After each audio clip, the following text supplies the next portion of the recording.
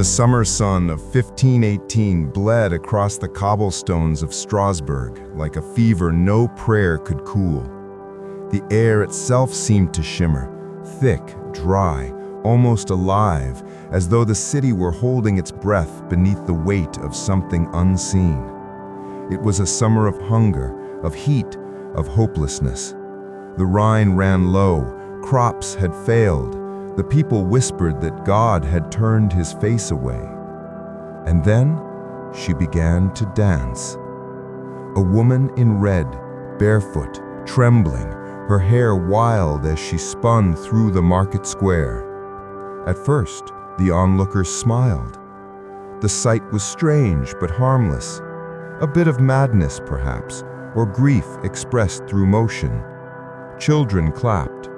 Bakers leaned from their windows. A merchant tossed her a coin. But as the hours passed, the laughter faded. She did not stop. She danced as though tethered to something no one else could see. The cobblestones tore at her feet until they bled, yet she did not fall. Her name was Frau Trophäa, the woman who woke the city. By nightfall, 100 bodies swayed beneath the same invisible music, and no one could stop. Not priests, not doctors, not even death. The city burned beneath the Holy Roman Empire's heat, restless, starving, and afraid. And from that fear, madness took shape. The people began to say the devil had entered Strasbourg. Others swore it was divine punishment. But some began to wonder if it was older. Something buried beneath the stones, waiting to be remembered. Frau Trophäa's husband wept as she spun through the night. He tried to hold her, to stop her, but her body thrashed as though rejecting his touch. Her eyes, wide, glassy, unseeing, reflected only torchlight. When she spoke, her words were broken between breaths. "They're calling, can't you hear it?" By the third day, the square was full. Men joined her, then women, then children, their faces pale, their limbs jerking to a rhythm no one else could hear. The shoemakers made a fortune selling replacements for torn soles. The priests made rounds with crosses, sprinkling holy water that hissed as it struck the stones. Still, the dancers moved. The doctors called it choriomania, a sickness of the blood, an overheating of the brain. The priests called it possession, the grip of demons. But none could explain how it spread, through sight, through sound, through the soul itself. As the weeks passed, hundreds filled the streets. The sound of their feet became the city's heartbeat. And in the quiet hours of night, when even the bells fell silent, that heartbeat still echoed, a rhythm no one could name. A young physician named Matthias Keller watched from his window, his ink-stained hands trembling. He had come to Strasbourg to study medicine, to heal bodies, not souls, but what he saw defied both. He wrote in his journal, "They do not wish to dance. They try to stop but cannot. Their bodies obey something unseen." At candlelight, he studied their movements, sketching the pattern of their steps. He noticed something, a strange synchronicity, as though every dancer followed an unseen conductor. Every 7 beats, their motions aligned. Every 21, they turned as one. It was not chaos. It was order masquerading as madness. Keller went to the hospital. The floors were slick with sweat. Dancers lay trembling in their sleep, still twitching to the phantom rhythm. One man begged him to silence the drum inside his bones. Another woman whispered that the city itself wanted to dance. When the first dancer, Frau Trophäa finally collapsed and died, the music did not stop. It only grew louder. The council panicked. The church performed exorcisms in the open square. The smell of incense mingled with blood and fear. But the city's leaders made a fatal mistake. They built a stage for the dancers, believing that if they let the madness run its course, it would end. Musicians were hired, drums were played, and that night Strasbourg became an orchestra of horror. Under torchlight, men and women spun until their bones cracked. Some died mid-motion. The rest stepped over their bodies, never missing a beat. By dawn, the streets smelled of sweat, blood, and smoke. Father Anselm, the city's priest, lit candles in despair.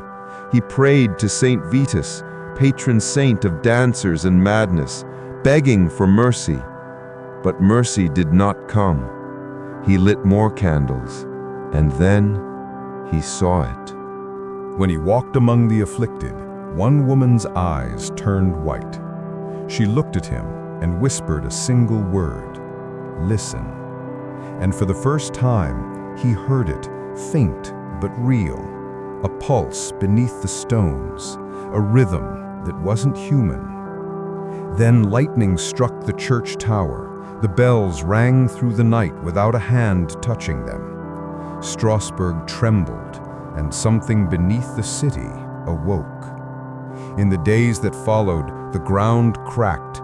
Red light seeped through the cobblestones like blood through gauze. Keller saw it himself, tiny fissures glowing in time with the dancers' movements. Desperate for answers, he went to the cathedral crypt where Father Anselm knelt before a statue of Saint Vitus. The priest confessed he had found an ancient text, centuries old. It spoke of a dance near the Rhine, the Red Waltz, when the earth itself began to sing. That night, Keller returned home and heard it again, the faint drumbeat, steady as breath. He followed it into his cellar, past barrels of wine, to a hidden hatch he'd never noticed before. Beneath it, heat rose like breath from the underworld. Lantern in hand, he descended. The tunnel twisted deep into the earth. The air smelled of iron and salt. And then the chamber, a vast room carved from glowing stone. Dozens of skeletons lay fused into the floor, arranged in a perfect circle. In the center, a sigil pulsed red, a spiral, alive, breathing light. Keller knelt, trembling. "What is this?" he whispered, and a voice answered from the stone. "The dance is not punishment, Doctor. It is remembrance." He fled in terror, but the city above was already lost. The cracks split wider. The cathedral bells rang by themselves. Red light burst from the ground. Dancers screamed in ecstasy, not pain. Blood mixed with light. The rhythm became thunder. Father Anselm raised his cross to the sky. "You cannot stop what remembers," he cried. "The earth is only taking back its song." Then even he began to dance. That night, Strasbourg burned. Flames lit the horizon, and Keller escaped to the hills. From there, he watched his city spin beneath a crimson sky, the music still echoing under the ground. He wrote one final line in his notebook. "If this is madness, it belongs not to the mind, but to the earth itself. Something ancient beneath Strasbourg still dances, and we are only its reflection." Days later, he returned. The fires were cold, the streets empty, the dancers were gone. Only silence remained. But the ground was cracked open, the spiral destroyed. Keller descended once more. In the depths, the glowing sigil pulsed faintly, weaker, dying. The voice rose again, softer now, fading like wind. We danced when the rivers were red. We danced before the first prayer. You silenced us, but memory cannot die. Keller understood then. The plague had never been a curse. It was an ancient ritual, buried by faith, returning as memory. The only way to stop it was to break the circle. He lifted his lantern high and threw it into the spiral. Flames erupted, the earth roared, light filled the chamber, and then silence. When Keller awoke, he lay among the ruins. Elizabeth knelt beside him, tears on her face. The city was still.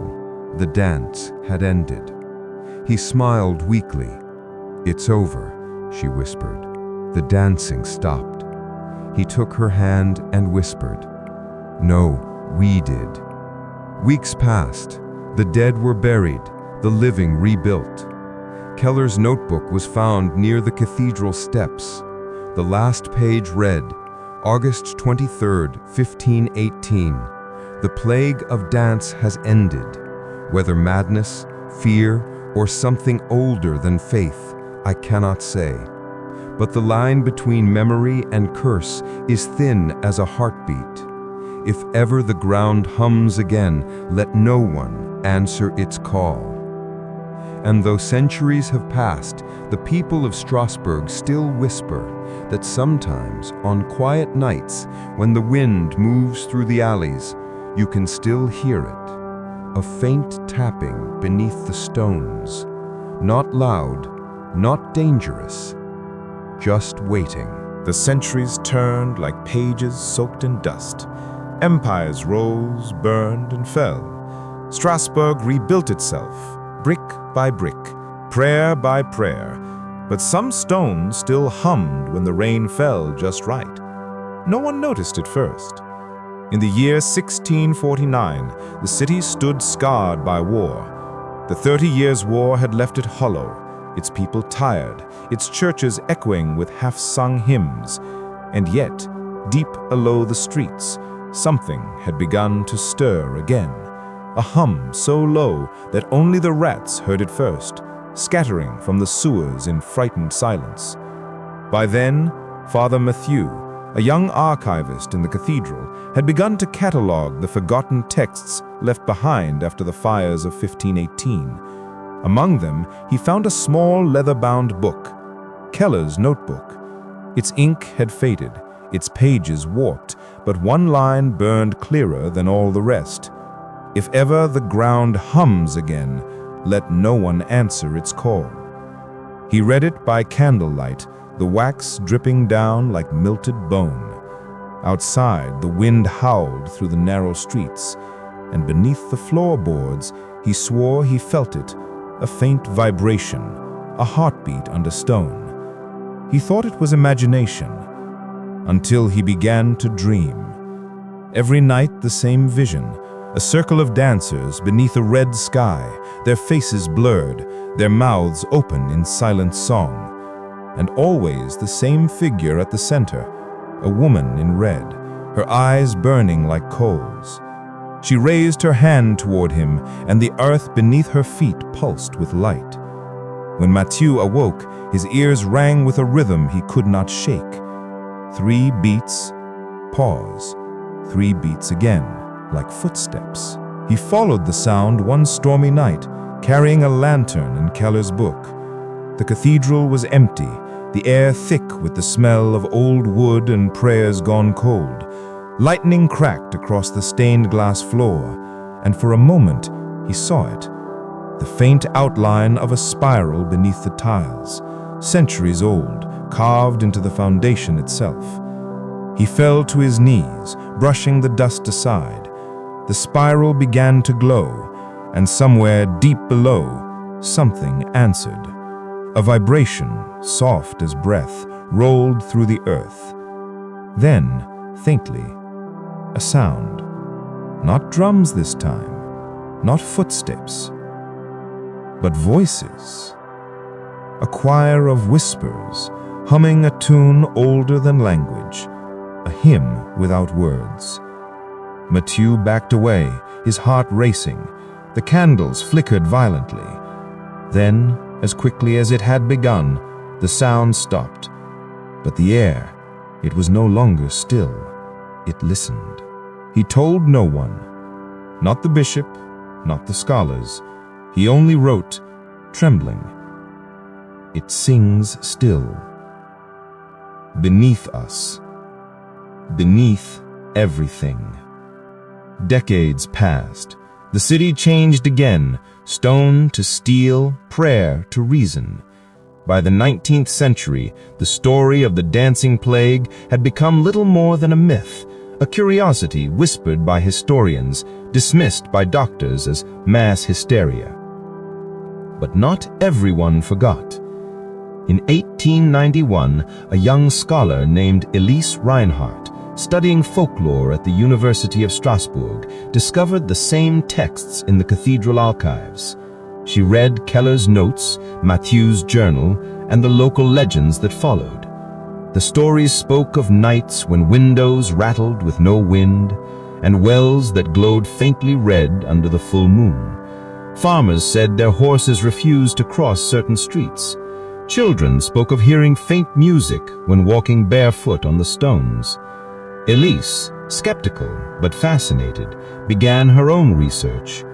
She recorded vibrations in the cathedral foundation using newly invented instruments. And to her astonishment, she found something, a rhythmic pulse repeating every 73 seconds, too precise to be random. It came from deep underground, far beneath the city's foundations. She called it the Strasbourg Resonance. When she presented her findings to the university board, they laughed. Geothermal shifting, they said. Subterranean echo, nothing more. But Elise knew better. Because when she slowed the recorded signal, amplified it, and played it back through her phonograph, it wasn't just a pulse. It was music. Low, slow, haunting. A pattern too deliberate to be natural. She heard layers, echoes, harmonies, as though 1,000 distant voices were singing through stone. Her assistant, Thomas, grew obsessed. He listened to the recording night after night, claiming he could almost make out words. He began to hum it under his breath, even in sleep. Then one morning, he was gone. His room was empty, his boots left by the door. Only a faint ring of soot marked where he had last stood. Elise fled Strasbourg soon after. Her final note in the research journal read, "The earth remembers, and sometimes it calls back those who listen." A century later, 2018, 500 years since the plague, a team of geologists from the University of Freiburg began scanning beneath Strasbourg with seismic mapping equipment. They weren't looking for ghosts, only fault lines. But the data showed something strange. A circular anomaly, 70 meters wide, buried directly beneath the old market square. At its center, an empty cavity, perfectly round. Lead researcher Dr. Adrian Keller, a descendant of Matthias Keller, couldn't ignore the coincidence. He had grown up hearing the family legend, the doctor who stopped the dancing with fire. Now it seemed the fire had only sealed it in. During the final night of the dig, Keller stayed alone at the site. Rain poured, thunder rolled, and his instruments began to flicker. One by one, the monitors displayed the same repeating frequency, the same rhythm Elise had recorded over a century earlier, the same beat that echoed through 1518. 3 beats, pause, 3 beats again. Then the ground trembled. Not a quake, a pulse. He pressed his ear to the wet earth, and for the briefest second, he heard it, faint, ancient, beautiful, the hymn. That night, People across Strasbourg reported strange dreams. A woman in red spinning through a square of fire, a priest praying to a burning sky, a doctor holding a lantern underground, and always that sound, that rhythm, that heartbeat. By morning, Keller was gone, his tent empty, the monitors shattered. But carved into the mud where he had stood was the spiral. The city awoke to silence, but beneath it, if you listened closely, the faintest echo remained. A hum beneath the stone, a hymn beneath history, waiting, as it always had, for someone to remember. Because some songs are not meant to be sung, they are meant to be felt, and once you feel them, you can never unhear them. And so the story of the dancing plague of 1518 becomes more than a legend. It becomes a warning, a whisper from the past carried through the bones of the earth. Do not answer the music beneath your feet, for when the earth remembers, the living will dance again.